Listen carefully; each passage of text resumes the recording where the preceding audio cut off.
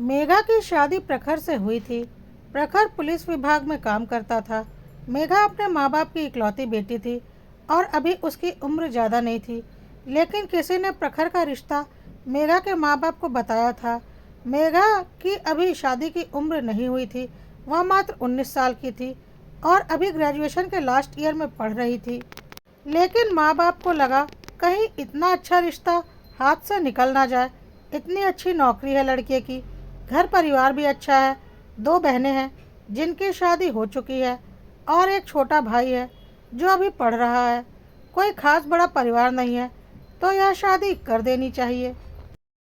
हमारी बेटी मेघा हमेशा खुश रहेगी।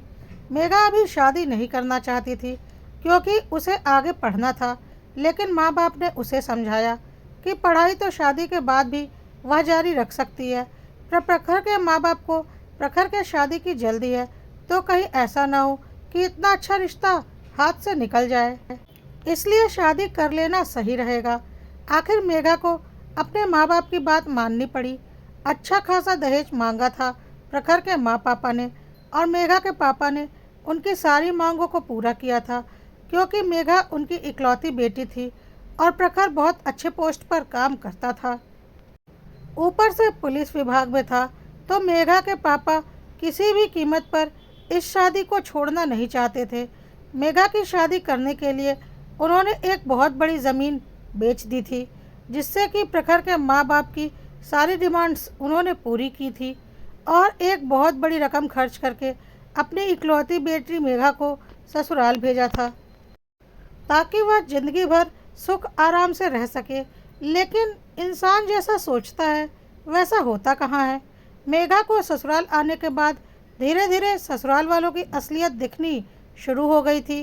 प्रखर पूरी तरह से अपने माँ बाप के कब्जे में था और सिर्फ अपने माँ बाप और भाई बहनों के बारे में सोचता था। मेघा से उसे कोई भी लेना देना नहीं था। प्रखर के पिताजी कुछ खास काम नहीं करते थे, इसलिए उन्होंने अपनी ज़िंदगी में ज़्यादा कुछ कमाया नहीं था। देखा जाए तो प्रखर के घर वालों का स्टेटस मेघा के मायके वालों की बराबरी का नहीं था। लेकिन सिर्फ प्रखर की नौकरी देखकर मेघा के पापा ने मेघा की शादी प्रखर से कर दी थी। अभी नया नया दौलत देखना शुरू किया था प्रखर और उसके परिवार वालों ने, और वह पागल हो रखे थे। ऊपर से मेघा इतना दहेज लेकर आई थी, तो उन्हें और भी अधिक घमंड हो गया था कि उनका बेटा प्रखर इतना अधिक काबिल है कि उसे इतना दहेज मिला है। प्रखर की नज़र में मेघा की कोई कीमत नहीं थी। वह हर काम अपने मम्मी पापा से पूछकर ही करता था और भाई बहनों पर जान छिड़कता था, पर मेघा के पास बस रात को जाता था। मेघा को अगर एक हेयर क्लिप की भी ज़रूरत पड़ती तो प्रखर बोलता था, जाकर माँ से कहो, और माँ से पैसे मांगने पर सासू माँ साफ मना कर देती थीं। हर तरह से काबिल होते हुए भी प्रखर मेघा की छोटी से छोटी ज़रूरत को भी काट देता था और साथ ही साथ कभी कभी अपने माँ बाप और भाई बहनों को खुश करने के लिए मेघा के साथ बहुत बदतमीज़ी भी करता था, जिसे मेघा चुपचाप बर्दाश्त कर रही थी।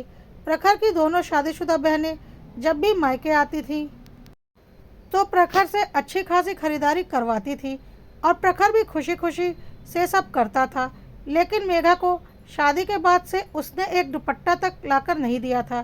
प्रखर के माँ बाप का साफ कहना था कि मेघा तो बड़े घर से आई है, बचपन से ही ऐशो आराम में रही है, उसे किसी चीज़ की कोई कमी नहीं रही होगी।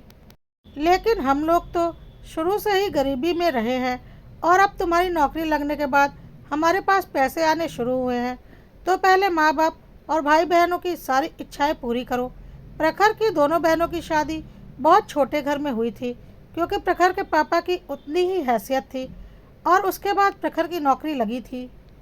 इसलिए बहनें अपने सारे शौक भाई से ही पूरे करवाती थी और भाई भी खुशी खुशी बहनों के सारे शौक पूरे करता था। प्रखर का छोटा भाई भी बहुत बड़ी बड़ी डिमांड्स करता रहता था हर वक्त प्रखर से, जिसे प्रखर एक बार में पूरी कर देता था और माँ बाप के लिए तो प्रखर जान देने को तैयार था। कद्र नहीं थी तो सिर्फ मेघा की। एक बार प्रखर की दोनों बहनें मायके आई हुई थीं और मेघा सो रही थी क्योंकि उसे सुबह से हल्का बुखार था। इसी बात को लेकर प्रखर के घर आने पर प्रखर की माँ और दोनों बहनों ने प्रखर को इतना भरा कि प्रखर ने उस दिन मेघा को बहुत मारा। मेघा को यकीन नहीं हुआ कि प्रखर उसके ऊपर हाथ भी उठा सकता है और वह अपना सामान उठाकर मायके चली गई। लेकिन प्रखर पुलिस विभाग में था और उसने पूरा फ़ायदा इस बात का उठाया। उसने मेघा के पापा को फ़ोन करके बोल दिया कि गलती से भी मेरे खिलाफ रिपोर्ट लिखवाने की कोशिश मत कीजिएगा, नहीं तो आपको और आपके पूरे परिवार को ऐसे केस में फंसा दूंगा कि ज़िंदगी भर जमानत भी नहीं होगी। और सच में प्रखर बहुत ही बदतमीज़ था। मेघा के पापा ने लाख कोशिश की, लेकिन पुलिस वालों ने उनकी रिपोर्ट भी नहीं लिखी। कुछ दिनों के बाद प्रखर ने फ़ोन करके मेघा को अच्छे से धमकाया। तुम्हें तो पता है ना कि मैं पुलिस विभाग में हूँ और अच्छी पोस्ट पर हूँ। तुम्हारे घर वाले मेरा कुछ नहीं बिगाड़ सकते, और अगर तुम सोच रही हो कि मुझसे पीछा छुड़ा लोगी तो ऐसा कुछ नहीं होने वाला। तो भलाई इसी में है कि चुपचाप घर आ जाओ और अपना घर संभालो, और अगर अपने घर वालों की भलाई चाहती हो तो चुपचाप अपने घर आ जाओ, नहीं तो मैं तुम्हारे पापा और भाई दोनों को किसी न किसी केस में फंसाकर अंदर करवा दूंगा, और फिर तुम और तुम्हारी मम्मी रोते रहना, कोई सुनवाई नहीं होगी। मेघा को पता था कि प्रखर बहुत ही बदतमीज़ किस्म का इंसान है और वह उसके जाल में बुरी तरह से फंस चुकी है। वह ससुराल जाने को तैयार हो गई, क्योंकि वह नहीं चाहती थी कि उसकी वजह से उसके मायके पर कोई मुसीबत आए। मेघा के पापा मम्मी को आज अपनी गलती का एहसास हो रहा था कि प्रखर की नौकरी देखकर उन्होंने जल्दी जल्दी में मेघा की शादी कर दी। हमेशा बराबरी वालों में ही शादी करनी चाहिए। प्रखर के साथ शादी करके मेघा की ज़िंदगी बर्बाद हो चुकी थी। यह बात वह बहुत अच्छे से समझ चुके थे। मेघा के पापा ने बोला, बेटा उसकी धमकी को किनारे कर, मैं तेरा तलाक करवाता हूँ, दूसरी शादी करवाऊँगा तेरी मैं, मत जा वहाँ, मैं अपनी गलती मानता हूँ। लेकिन मेघा ने बोला, पापा अब जो हो गया उसे बदला तो नहीं जा सकता, और मैं नहीं चाहती कि आप लोगों के ऊपर कोई मुसीबत आए। आपने तो मेरा भला ही चाहा था, पर मेरे नसीब में यही लिखा था, तो क्या कर सकते हैं। कहकर मेघा अपने ससुराल चली गई। प्रखर अब और भी ज़्यादा बदतमीज़ हो चुका था, क्योंकि उसने देखा उससे डरकर मेघा घर वापस आ गई है। अब तो प्रखर और उसके घर वाले मेघा और उसके घर वालों पर और भी अधिक हावी हो गए। मेघा की ज़िंदगी बहुत मुश्किल होती जा रही थी। नौकरों से भी बुरी स्थिति थी उसकी अपने घर में, और प्रखर तो बस बात बात पर अब उसके ऊपर हाथ उठाता था। उसके सास ससुर देवर ननद सब मज़े की ज़िंदगी जीते थे, लेकिन प्रखर के लिए मात्र वह एक नौकरानी थी और उसके जिस्म की भूख मिटाने वाली एक शरीर, उससे अधिक कुछ भी नहीं। मेघा को समझ में नहीं आ रहा था कि वह क्या करे। कभी कभी मेघा का दिल करता था कि वह आत्महत्या कर ले, क्योंकि उसके पास कोई चारा नहीं बचा था। प्रखर उसे किसी भी कीमत पर छोड़ेगा नहीं, और प्रखर का सामना वह कर नहीं सकती थी, क्योंकि उसने हर जगह अपनी पहुंच बना रखी थी। इसी तरह से मेघा की शादी को 2 साल बीत चुके थे, लेकिन मेघा की स्थिति जस की तस बनी हुई थी। प्रखर के घर वाले एक किराए के मकान में रहते थे, क्योंकि प्रखर के पिताजी की कुछ खास कमाई नहीं थी, तो वह अपना घर कभी नहीं बना पाए थे। और प्रखर की अभी कुछ सालों पहले ही नौकरी लगी थी, तो अब वह घर खरीदने की सोच रहा था। यह किराए का घर भी प्रखर ने ही अपनी नौकरी के बाद लिया था, जो कि काफ़ी बड़ा था, और इसका किराया 25,000 रुपये महीना था। पुलिस विभाग की कमाई के बारे में हर कोई जानता ही है। प्रखर भी गलत काम करने से बाज नहीं आता था और अच्छी खासी कमाई करता था, इसलिए अब वह घर खरीदने की सोच रहा था। जिस घर को प्रखर ने किराए पर ले रखा था, वह उसी घर को खरीदने की सोच रहा था। काफ़ी बड़ा घर था। पैसों का इंतज़ाम प्रखर ने कर लिया था। करीब 1 करोड़ रुपए का घर था, लेकिन प्रखर ने इतने ही कम समय की नौकरी में अपने गलत कामों के ज़रिए काफ़ी पैसा कमा लिया था, जिसका कि उसके माँ बाप भी पूरा समर्थन करते थे। प्रखर को पता था कि घर अगर प्रखर अपने नाम पर लेगा तो वह फंस सकता है कि उसके पास इतने पैसे कहाँ से आए, इसलिए प्रखर ने घर अपने माँ पापा के नाम पर लेने को सोचा। हालांकि मेघा उसकी पत्नी थी, वह चाहता तो मेघा के नाम पर भी घर ले सकता था, पर मेघा का उसके जीवन में कोई मोल ही नहीं था, इसलिए प्रखर ने घर अपने माँ पापा के नाम पर ही लेना तय किया था, जिससे कि उसके माँ पापा भी बहुत खुश थे और साथ ही साथ भाई बहन भी, क्योंकि घर माँ पापा के नाम पर रहता तो सबका हक उस पर रहता। प्रखर के लिए तो सब अपने ही थे सिवाय मेघा के। मेघा अंदर ही अंदर बुरी तरह से टूट चुकी थी और उसे पता था इसी तरह की ज़िंदगी चलती रही तो वह ज़्यादा दिनों तक जिंदा नहीं रह पाएगी। मेघा के माँ पापा भी अपने नसीबों पर रोते थे और चाहकर भी अपनी बेटी की मदद नहीं कर पाते थे। खैर, प्रखर घर की कीमत अदा कर चुका था और घर की रजिस्ट्री होनी थी प्रखर के माँ पापा के नाम पर। मकान मालिक ने बोला था, आप जब बोलो जाकर मैं रजिस्ट्री करवा दूंगा, क्योंकि आखिर प्रखर पुलिस वाला था तो उसके साथ कोई धोखा तो नहीं कर सकता था। प्रखर अगले दिन अपने मम्मी पापा के साथ मकान की रजिस्ट्री करवाने के लिए जाने वाला था। रात में जब प्रखर अपनी ड्यूटी पर था तो उसने काफ़ी शराब पी रखी थी। साथ ही वह खुद ही अपनी गाड़ी ड्राइव कर रहा था और शराब के नशे में उसने एक बहुत भयानक एक्सीडेंट कर दिया जिसमें प्रखर की मौत हो गई। किसी ने भी यह नहीं सोचा था कि ऐसा कुछ हो जाएगा। थोड़ी देर के बाद यह सूचना प्रखर के घर वालों को मिली। घर पर हाहाकार मच गया कि यह क्या हो गया। मेघा को कुछ भी समझ में नहीं आया कि अचानक यह सब क्या हो गया। प्रखर के माँ पापा और भाई बहन बिल्कुल बेहाल हो गए, क्योंकि प्रखर ही उनके लिए सब कुछ था और लाजमी सी बात है जिसका जवान बेटा इस तरह से एक्सीडेंट में मारा जाएगा उस माँ बाप का ऐसा ही हाल होगा। मेघा भी बहुत बेचैन हो गई, पर प्रखर ने मेघा को इन 2 सालों में इतनी प्रताड़ना दी थी, इतना दुख दिया था कि उसे इस बात से कुछ खास फर्क नहीं पड़ रहा था कि उसका पति नहीं रहा, क्योंकि उसे प्रखर से कभी भी पति का प्यार मिला ही नहीं था। उसने प्रखर से सिर्फ लात घूंसे खाए थे, अपमान सहा था और प्रखर ने जानवरों की तरह उसे नोचा था। इसके अलावा उसके और प्रखर के बीच में कोई रिश्ता नहीं था।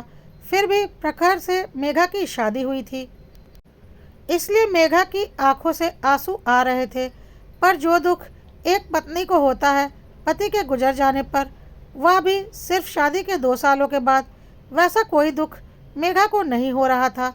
मेघा के मायके वाले भी अब तक आ चुके थे। पुलिस वाले प्रखर की बॉडी पोस्टमार्टम के लिए ले गए थे।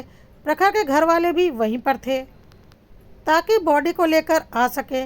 मेघा घर पर ही थी अपने मम्मी पापा और भाई के साथ।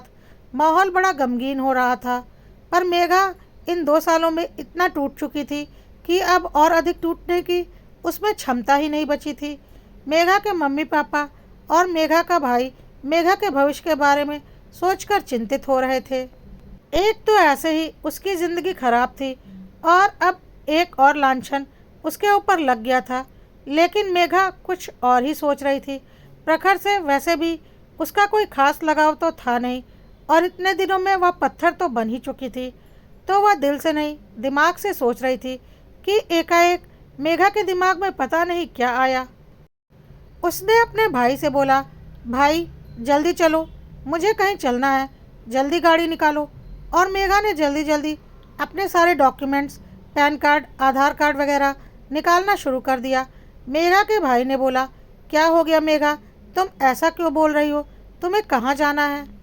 मेघा ने बोला, वक्त नहीं है भाई, बस जहाँ मैं बोल रही हूँ, जल्दी चलो। मेघा के भाई ने गाड़ी निकाली और मेघा भाई के साथ गाड़ी पर बैठकर मकान मालिक के घर की तरफ चल पड़ी। मकान मालिक के घर पहुंचकर मेघा ने बहुत ही सामान्य तरीके से मकान मालिक से बात की और बोला, आज घर की रजिस्ट्री होनी थी। मकान मालिक ने बोला, हाँ मैडम, आज घर की रजिस्ट्री होनी थी, मैं तो खुद ही तैयार बैठा हूँ। मेघा ने बोला, हाँ इसीलिए तो मैं आई हूँ, घर की रजिस्ट्री मेरे नाम पर ही होनी है। मकान मालिक मेघा को अच्छे से पहचानता था कि वह प्रखर की पत्नी है और प्रखर के घर का क्या हिसाब किताब है और मेघा का वहाँ क्या रुतबा है, या तो कोई बाहरी व्यक्ति नहीं जानता था। मकान मालिक को लगा कि प्रखर अपनी पत्नी के नाम पर घर लेना चाहता होगा। मकान मालिक ने बोला, हाँ प्रखर जी ने पेमेंट तो पूरी कर दी, बस रजिस्ट्री करनी बाकी है, तो चलिए वह काम भी निपटा देते हैं। और मेघा कोर्ट चली गई और उसने मकान की रजिस्ट्री अपने नाम पर करवा ली और घर के कागज़ लेकर वापस घर आ गई। थोड़ी देर के बाद उसके ससुराल वाले भी प्रखर की बॉडी लेकर आ चुके थे और उसका अंतिम संस्कार हो गया। प्रखर की सारी अंतिम क्रिया निपट जाने के बाद मेघा के ससुराल वालों ने फिर से अपनी असलियत दिखानी शुरू कर दी। मेघा की सासू माँ ने बोला, डायन खा गई ना मेरे बेटे को। अब यहाँ किस लिए रुकी हुई है? चल निकल मेरे घर से। तुझे तो मैं एक पल भी अब इस घर में रुकने नहीं दूंगी। अब जब मेरा बेटा ही नहीं रहा तो तू इस घर में रहकर क्या करेगी? जाकर मर जहाँ भी मरना है। इतने दिनों में मेघा ने कुछ बोला नहीं था, तो मेघा के ससुराल वालों को लग रहा था कि वह धक्के मारकर आराम से मेघा को घर से बाहर निकाल देंगे और प्रखर की नौकरी उसके भाई को दिलवा देंगे। लेकिन मेघा इतनी पागल नहीं थी। उसने अपनी सास को जोर का धक्का दिया और बोला, बुढ़िया अपनी जुबान बंद कर। बहुत सहली तेरी हेकड़ी, तेरे उस कमीने बेटे की वजह से। लेकिन तेरा वह कुकर्मी बेटा जिसने मेरी ज़िंदगी खराब की थी, अब वह इस दुनिया में नहीं है, तो उसका भूत आकर तेरी मदद करने वाला नहीं। मेघा के ससुर जी ने बोला, बहू तुझे शर्म नहीं आती अपने दिवंगत पति के लिए ऐसे शब्दों का इस्तेमाल करते हुए? मेघा जोर जोर से हंसने लगी और बोली, पति? या पति क्या होता है? मैंने तो कभी जाना ही नहीं कि पति पत्नी का रिश्ता क्या होता है। बस सामाजिक रूप से हम पति पत्नी थे। मैं तो प्रखर को बस एक राक्षस के रूप में जानती थी जिसने मेरी ज़िंदगी खराब करके रखी हुई थी। और अब जब मुझे पता है कि वह राक्षस मेरी ज़िंदगी से दूर जा चुका है और जब वह राक्षस ही नहीं रहा तो उसके रिश्तेदारों से मुझे क्या लेना देना। इस पर प्रखर के दोनों बहनों और भाई ने कहा, हाँ तो अपने मम्मी पापा के साथ चली जाओ ना, तुम्हें यहाँ पर रोका किसने है? अब भैया तो रहे नहीं तो यहाँ रहकर तुम क्या करोगी? निकलो इस घर से।